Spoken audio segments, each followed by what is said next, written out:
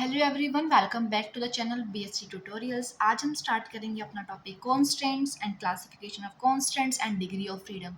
आज से हमारा मेन टॉपिक जो यूनिट 1 का स्टार्ट होने वाला है। सो अपने अपने आज से ही प्रॉपर नोट्स बनाने हैं। तो सबसे पहले मैं आपको बताती हूँ कि कॉन्स्टेंट्स होते क्या हैं। सिंपल लैंग्वेज में देखते हैं हम। कॉन्स्टेंट्स, इसको हम सिंपल लैंग्वेज में कह सकते हैं कंडीशंस, या हम कह सकते हैं रेस्ट्रिक्शंस। ठीक है। फॉर एग्जाम्पल आपके पास एयरटेल या जियो की कोई सिम होगी, उसके अंदर कंडीशन क्या होती है, रेस्ट्रिक्शन क्या होती है हमारे पास सिर्फ और सिर्फ 1.5 GB डाटा होता है ना। इसके बाद हम जो है डाटा को यूज़ नहीं कर सकते।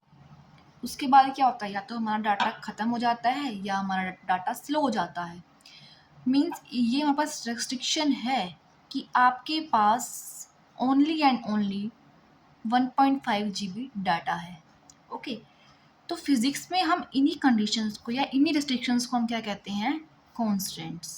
क्या कहते हैं, कॉन्स्टेंट्स इन फिजिक्स। अब हम इसकी डेफिनेशन देखते हैं। डेफिनेशन होगी द ज्योमेट्रिकल और kinematical restrictions on the motion of A particle और system of particles are called constants and the system of motion are called constant motion. A constant motion is a motion which cannot proceed arbitrarily in any manner, but the particle motion is restricted along some specified path. अगर किसी भी particle के ऊपर constants लगे हुए हैं, इसका मतलब कि वो किसी भी डायरेक्शन में आर्बिट्रेरली मूव नहीं कर सकता। उसका एक कोई भी स्पेसिफिक पाथ हो जाएगा after imposing constants. Okay. When the motion is constant, the coordinates are no longer independent, but they are always associated with the forces by virtue of which they restrict the motion of system. Such forces are called the forces of constants. अब हम इसका example देखते हैं। A particle placed on the surface of a sphere is restricted because it can move on the surface of sphere or outside the sphere. ठीक है।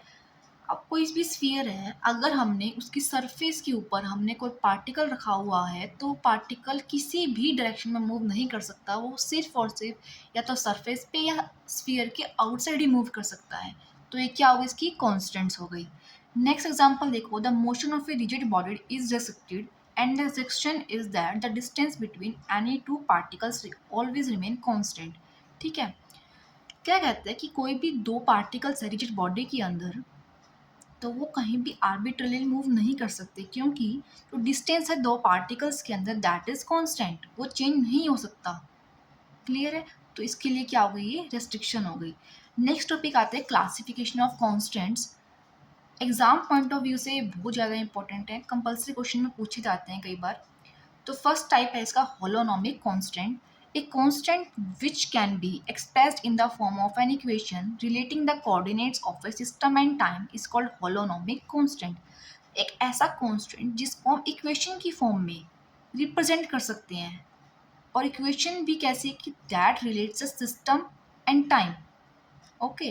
System की position को time को रिलेट कर सके, हम अगर ऐसी इक्वेशन की फॉर्म में अगर रिप्रेजेंट कर सकते हैं कांस्टेंट को, that is called holonomic constant. For example function of r1 r2 up to so on to up to rn and time that is equals to 0। तो ये एक इक्वेशन है ये।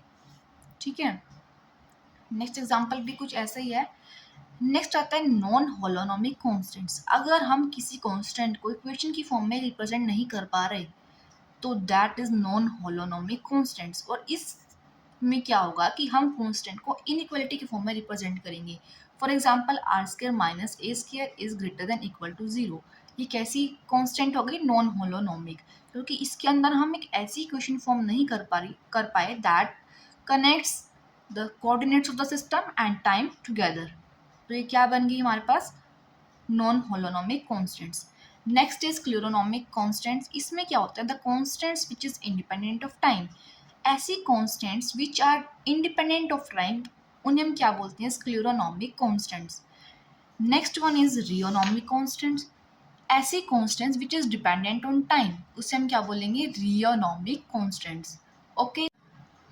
नेक्स्ट टॉपिक आता है degree of freedom. Degree of freedom क्या होती है, the number of independent ways in which given mechanical system can move without violating the constants. Okay, definition क्या है? The number of independent ways which a mechanical system can move without violating any constant which may be imposed is called degree of freedom of the system. Okay, when a particle move in space it has 3 degree of freedom. Okay, but if it is constant to move along certain curve in space it will have only 1 degree of freedom. तो then 2 हो जाएंगे constants इस case में. Okay, ये आपको करने की जरूरत नहीं है.